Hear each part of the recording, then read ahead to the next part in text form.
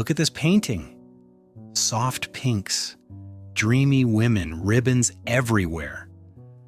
For decades, people thought this artist was just painting pretty girls for male collectors. They were completely wrong. Marie Laurencin was hiding an entire queer art world in plain sight, and nobody noticed for almost a century. Take a moment to really look at this painting.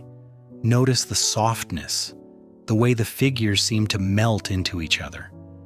It's easy to glance past, but try staying with it for 10 seconds. See how much is being communicated without a single word. While Pablo Picasso and Georges Braque were breaking faces into geometric shapes in the 1920s Paris, one woman painter was doing something far more subversive. She was building a women-only universe, and the art world just didn't get it. They thought she was shallow, decorative, playing dumb for male attention. But Marie Laurencin was playing a completely different game, and it's honestly brilliant. Here's what makes this story wild. Laurencin was successful during her lifetime, like actually selling work, getting commissions, being part of the Parisian art scene, but because she painted in soft pastels while surrounded by men doing cubism, she became invisible in art history. One curator, Simonetta Fratelli, put it perfectly. Because she was a female artist working alongside these major male figures, she was always seen as an adjunct to what they were doing. An adjunct, a side note, not the main event. And here's the problem, she didn't fit anywhere. Her style didn't look like cubism. It didn't look like impressionism. It didn't look like anything else happening at the time. Art historians love neat categories, but Laurencin, she was doing her own thing entirely. Fratelli said she was an anomaly. Her style didn't look like anybody else's. She did flirt with cubism early on, playing with those flat, fragmented planes. But then World War I happened. She fled Paris for Spain, and something shifted. Her signature style started forming there. Soft, wispy, dreamlike. She was influenced by ballet, by decorative arts, by the Spanish painter Francisco Goya. You can see it in those moody shadows, in the deep-set eyes of her figures that stare out from otherwise ethereal scenes. The curator Cindy Kang describes her work perfectly. It's a very dreamy figural world. The women are diaphanous. They aren't very corporeal. You don't get the sense of flesh. You get a sense of them dissolving into fabric. Dissolving into fabric, remember that image. This was a turning point in art history. Laurencin is surrounded by Picasso, Braque, and Apollinaire. All these men deconstructing shapes and forms. Instead of breaking things apart, she was trying to hold something together. Look at her group of artists painting from 1908. You'll see her among the cubists, but somehow apart, looking out of place, as if she's already dreaming of another world entirely. Now here's where Laurencin's genius really shows. She played dumb, deliberately. She once said, "It's better to pass for stupid." According to a French bookseller who knew her, Adrienne Monnier, Laurencin even called herself the Queen of Airheads. Think about that strategy for a second. You're a woman artist in the 1910s and 1920s. You're creating work that celebrates women loving women. You're part of lesbian salons in Paris. And you're doing all of this while living in a society that absolutely does not accept any of it openly. So what do? You become exactly what they expect. You wrap it all in pink ribbons and girlish charm. You act ditzy. You make everyone so confident they understand you that they never look closer. It's camouflage, the most feminine camouflage possible. She studied drawing and porcelain painting before enrolling in Académie Humbert, an art school that only let women attend in the afternoons. She wasn't just a painter either. She was a polymath, writing poetry, illustrating books, designing ballet costumes and theater sets. But because her aesthetic was so aggressively feminine, people didn't take the depth seriously. And she let them, all while building an entire visual language. Here's where things get really interesting. Look through Laurencin's paintings. Notice something missing? Men. They're almost completely absent. Early in her career, she included the occasional male figure, Picasso, Jean Cocteau, art dealer Paul Rosenberg, but that stopped. As Kelly explains, her compositions became largely devoid of men. Instead, women, always women, slender, sensuous, gazing at each other in ways that feel charged and intimate, and with them, birds, dogs, horses, animals that weren't just decoration, they were symbols. Her sitters were real people from her world. Coco Chanel posed for her. So did the socialite Maud Emerald Cunard. These were powerful women, fashion icons, wealthy patrons, and Laurencin painted them in this alternative reality where men simply didn't exist.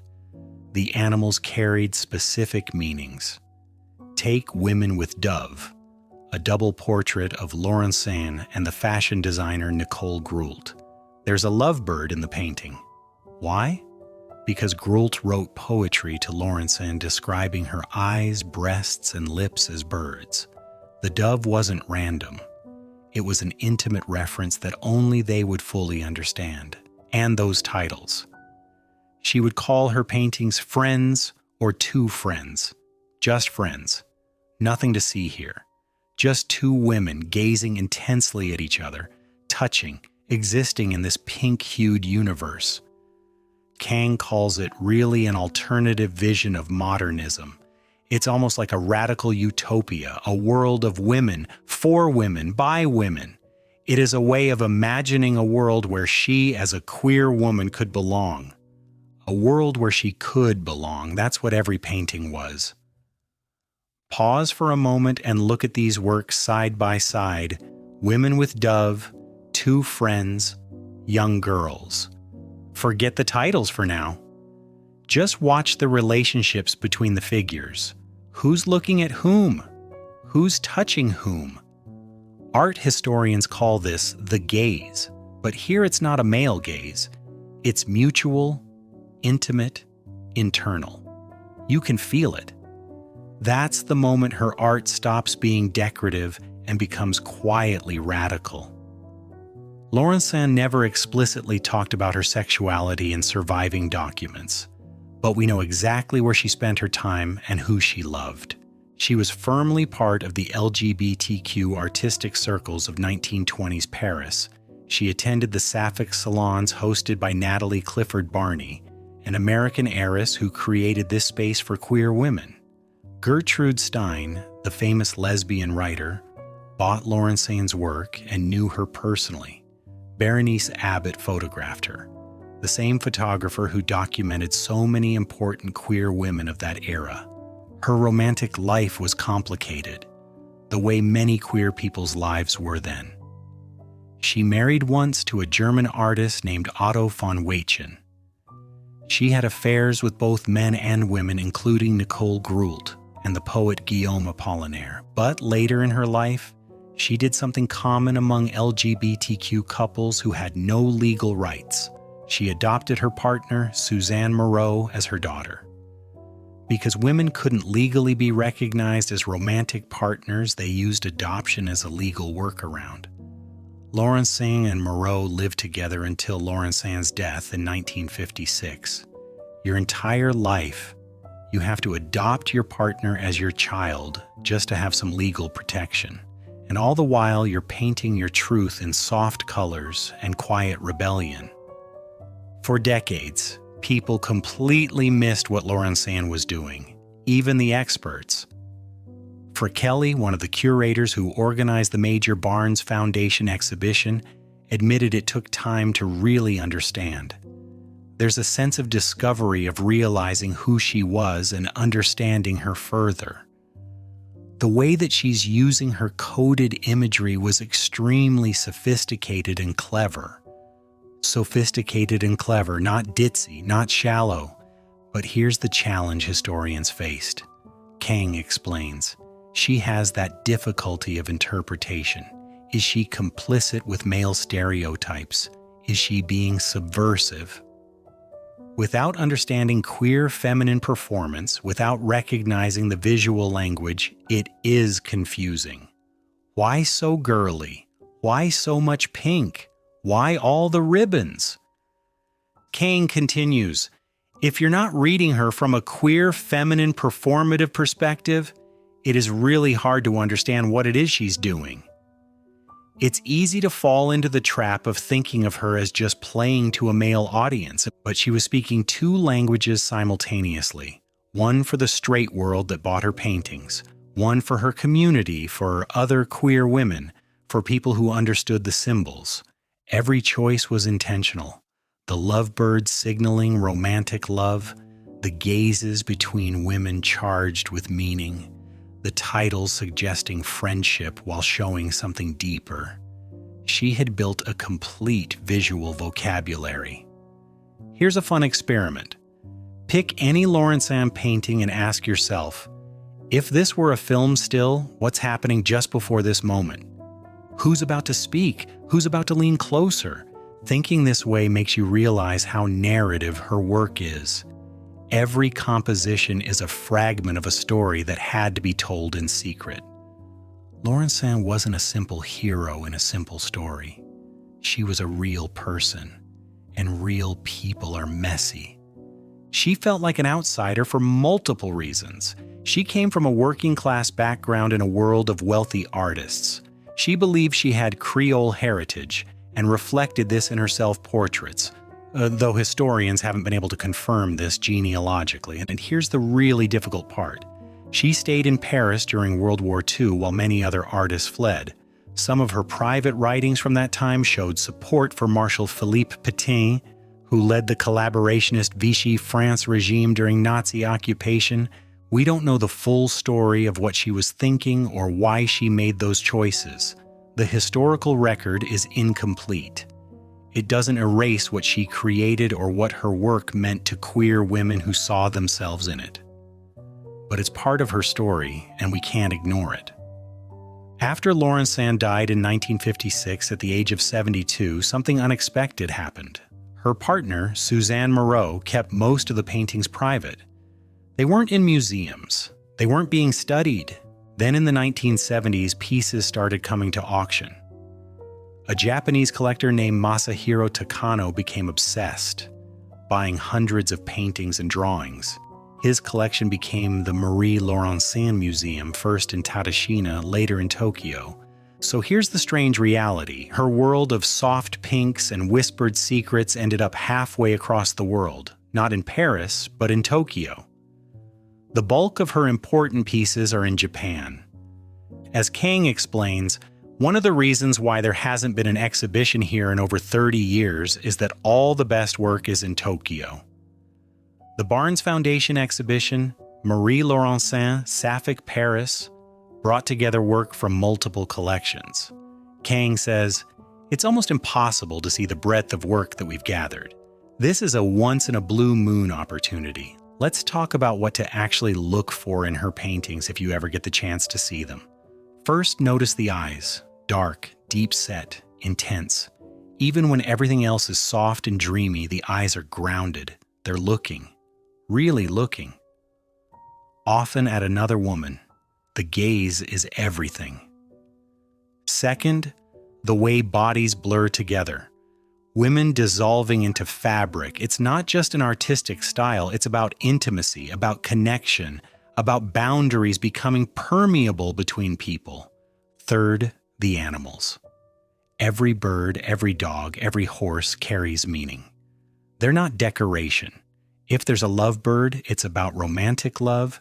If there's a pair of animals, it's mirroring the relationship between the women. Fourth, the absence.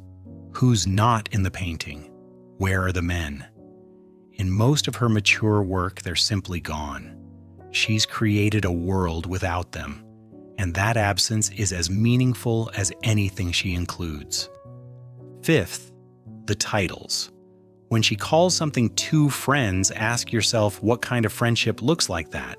What kind of friends exist in that kind of charged space? And finally, the overall feeling. There's a dreaminess to everything, but it's not vague. It's specific. It's a dream of a different world, a better world, a world where women like her could love openly. Take a moment with this painting. At first glance, it might look simple. A woman, a fan, that familiar hazy pink atmosphere. But now, after everything we've explored, it reads differently, doesn't it? Like, that's the power of context. Once you know what to look for, the painting comes alive in a completely new way. What once looked decorative now reads as deeply radical. We finally have the language to see it. For so long, the art world compared her to the men she worked alongside and found her lacking because she wasn't doing what they were doing. They took her at face value when she played the airhead, never bothering to question it. But she was doing something those men couldn't do and wouldn't understand. She was creating a safe space on canvas. She was building community through layered meaning. She was painting queer love in an era when that could destroy your life. And the work survived because it was beautiful enough to be bought, delicate enough to be dismissed, and powerful enough to endure. Now people are looking at her work with new eyes. They're seeing the sophistication in her visual language. They're recognizing the subversion wrapped in femininity. They're understanding that what looked like playing into stereotypes was actually something far more complex. For Kelly talks about curating the exhibition as a process of discovery. That's happening across the art world now. The story is being rewritten, the paintings are being reread. The woman who became invisible in art history is finally being seen. There's something powerful about art that works on multiple levels. Surface, meaning for survival. Deeper, meaning for community. Laurencin weaponized femininity. She used the very stereotypes that dismissed women artists as her shield. Everyone thought they understood what they were looking at, pretty paintings by a pretty silly woman. They were so confident in that reading that they never questioned it. Meanwhile, other women, queer women who understood the visual language, saw something completely different. They saw themselves. They saw their loves, their desires, their dreams of a world where they didn't have to hide. That double vision kept Laurencin safe and successful, but it also meant her true genius went unrecognized for decades after her death. The very thing that protected her in life obscured her legacy. It makes you wonder how many other artists are still being misread, how many creative people throughout history created work that we're still not interpreting correctly, how much brilliance has been dismissed because it didn't look like what people expected brilliance to look like.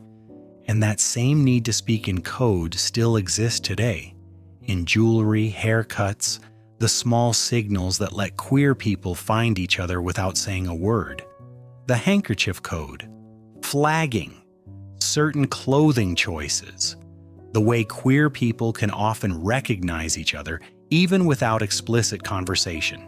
It's a continuation of the same tradition Laurencin was part of, creating a visual language that insiders understand and outsiders miss. But there's also something haunting about being so good at camouflage that people forget you were ever there. About playing dumb so convincingly that history records you as actually dumb.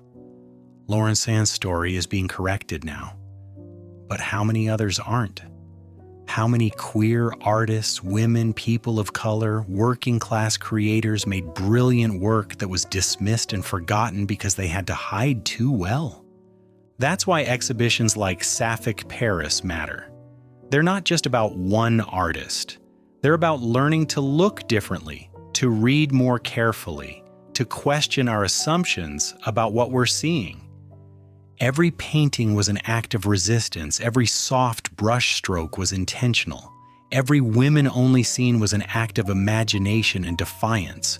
She was painting the world as she wished it could be, creating space on canvas that didn't exist in her life. Maybe take a moment right now. Go back to the first painting we saw. The dreamy women, the ribbons, the softness.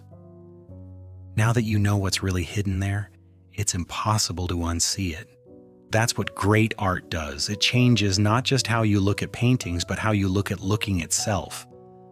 Marie Laurencin created an entire universe in soft pinks and grays, a universe where women loved women, where men simply didn't exist, where intimate gazes and symbolic lovebirds told stories the straight world couldn't hear.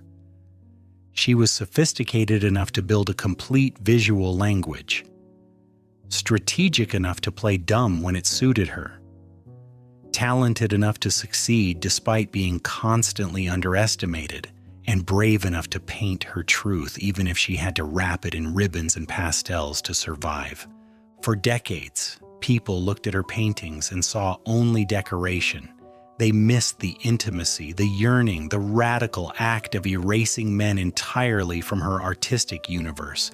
It's only now, as our understanding of gender and sexuality has expanded, as we've learned to recognize queer coding, that we can fully appreciate what she was doing.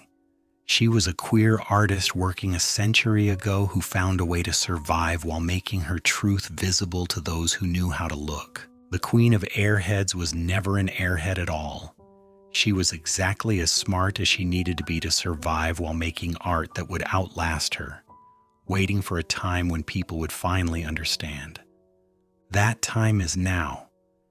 And her women-only universe, her radical utopia painted in pastels, her visual love letters to the women in her life, they're finally being seen for what they always were, revolutionary. Look closer at those paintings, the women dissolving into fabric, into each other, the intense gazes that ground those dreamy scenes, the lovebirds in the complete absence of men, the titles that say friends while showing something so much deeper. It's all there. It always was. We just had to learn how to see it. Marie Laurencin wasn't an adjunct to the male artists of her time. She was doing something they couldn't even imagine, creating a world where she belonged, one painting at a time, waiting for us to finally understand. Look closer. The world she painted wasn't just pretty, it was revolutionary.